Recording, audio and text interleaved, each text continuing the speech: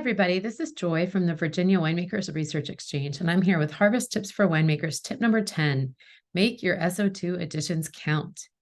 Nobody that I know wants to use more SO2 than is needed, but there's lots of ways to interpret what is needed. Whether you're conservative or liberal regarding SO2 additions, there are a few things to keep in mind to make sure your SO2 additions are as effective as possible. The first thing to think about is what you're trying to accomplish with the addition. When dissolved in juice or wine, free SO2 takes on different forms. The proportion of any one form will depend on the pH of the wine. At wine pH, the bisulfite form will be most prevalent. This form is an excellent antioxidant, but it has little antimicrobial effect. The antimicrobial effects we often associate with SO2 come from the molecular form. This form is only ever a small proportion of the free sulfur in juice or wine.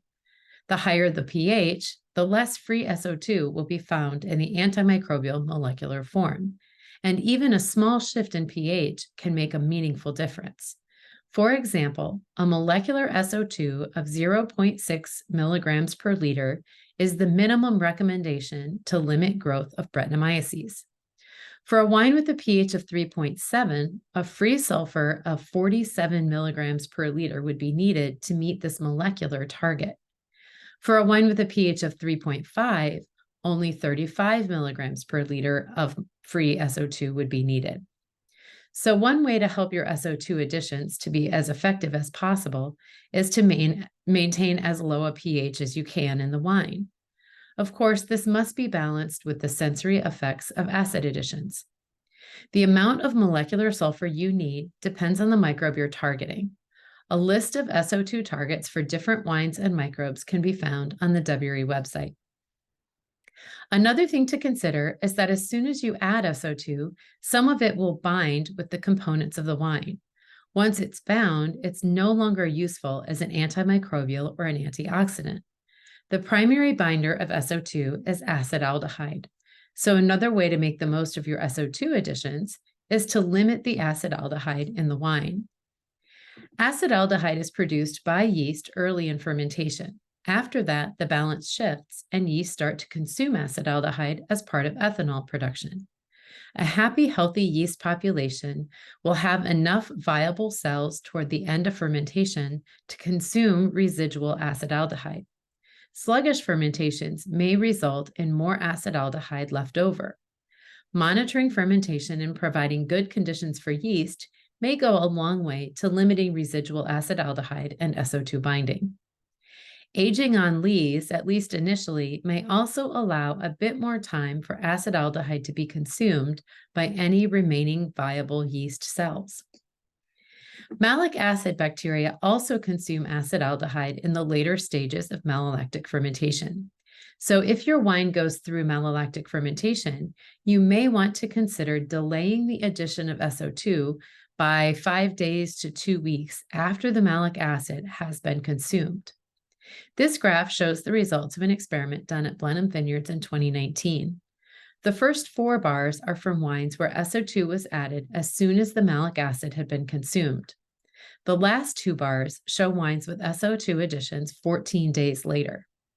The ratio of free to total SO2 in the first 4 averaged 25%, while the same ratio for the last 2 averaged 33%. One caveat here is that during this time, malolactic bacteria are also consuming citric acid, producing and then consuming diacetyl, and producing acetic acid. This is also a time when other microbes, namely Brettanomyces, can start to work. So use caution when delaying SO2 additions. Regardless of when you add your SO2, you always want to add enough to make a difference. One large SO2 addition is better than several small additions for several reasons. At least when it comes to microbes, a little SO2 doesn't actually help, and it might even hurt. Different strains of Brettanomyces have different tolerance to SO2. An AWRI survey comparing Brett populations resident in wineries between 2000 and 2018 found that the range of SO2 tolerance increased during this time. They also found some isolates with a tolerance above 1 milligram per liter of molecular SO2. Using small additions may limit the strains with lower tolerance, only to leave plenty of room for strains with higher tolerance to take over. All microbes have genetic diversity, so it's reasonable to expect the same thing might happen with other spoilage organisms.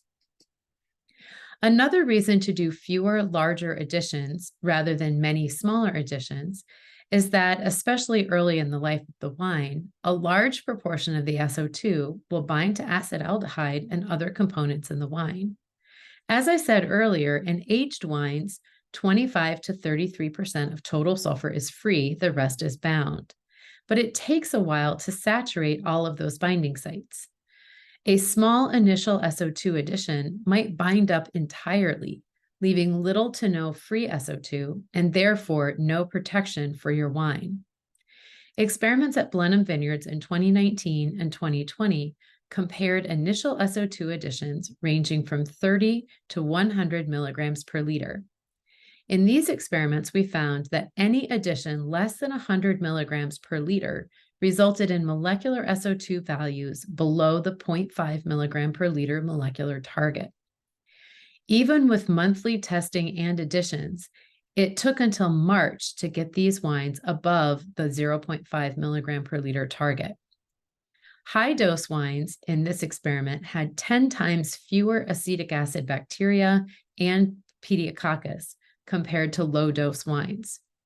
Sensory results indicated either no difference or an increase in fruit and aromatic intensity with the higher initial SO2 addition. One last thing, SO2 will bind more when the wine is turbulent, so you will get better results if you rack the wine post-malolactic fermentation, then add your SO2. So whatever your perspective is toward SO2, if you're going to make additions, make sure you add in a way that accomplishes your purpose.